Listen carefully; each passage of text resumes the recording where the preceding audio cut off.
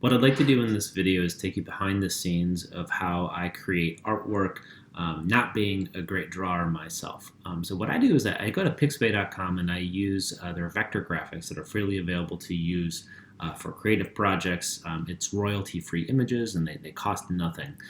So what I want to do is I want to show you how I took this picture of a cactus right here, that's sort of this vector art style, this picture of a ninja right here, and then this image of a cactus and a potted plant, and eventually turned it into this ninja cactus that's colored in fully like so, that also has the ability to sort of change around. If I go to my essentials view here, allows me to change the color that I want for my deck of cards. Okay, so it's fairly straightforward. Basically, what I do is I take an image and then I sort of create the style that I want. So if I sort of tone this down, I'm basically using this as a reference that I am tracing. Now, these are free and open source images, and so I'm not violating any copyright rules. But I'm not a great drawer, but I am using a Wacom tablet, and so that's where I get this sort of variably width line strokes.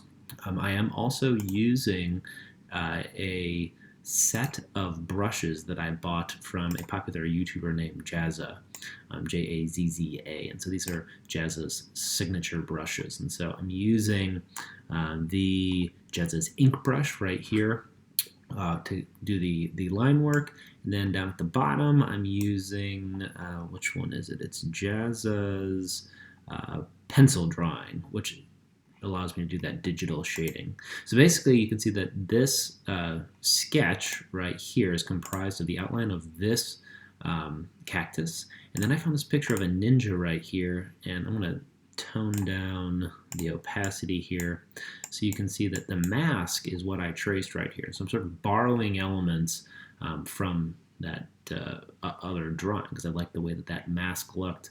I sort of took that inner part right here. Then I added some things by freehand. I also, you'll notice that these don't really match up, and so if I take this and then I rotate it, you can see that I'm sort of using these reference images. It's not exactly lined up, but there you can see it's pretty darn close. I sort of use these reference images in a variety of different ways. And then I wanted to add a little potted plant, and so you can see right here that this pot is what I used to trace. So by using these three different reference images, I can go ahead and then I can create this what becomes sort of a new and unique drawing itself. And then just if you're interested, I go ahead and I click on this layer, and then I just use the magic wand tool right here, and I would select all of the parts that I wanted to be green, like so, and then using that pencil brush that I showed you earlier, I would select a color, and I could just sort of fill it all in on a separate layer that is beneath the line drawing. So that's where I get sort of the texture as well as the colors, and I sort of just use my magic wand tool to select a little bit at a time, so I don't have to be careful at all. I can sort of quickly go through it. And then finally, on a separate layer, you can see that I created this color. And so I started off just using red. So again, I used the magic wand right here, but then I also did the same on the back right here. And so I created this area where I can create this little background. But then what I do is I add a hue saturation adjustment layer right here.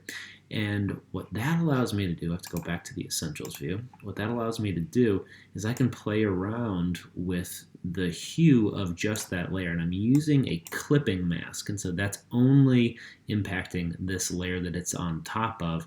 So as I slide this, I can really quickly dynamically change the rank of my Karate Cacti. So that's a little behind the scenes look of how I do my artwork as somebody who's not really a great artist. Thanks for watching.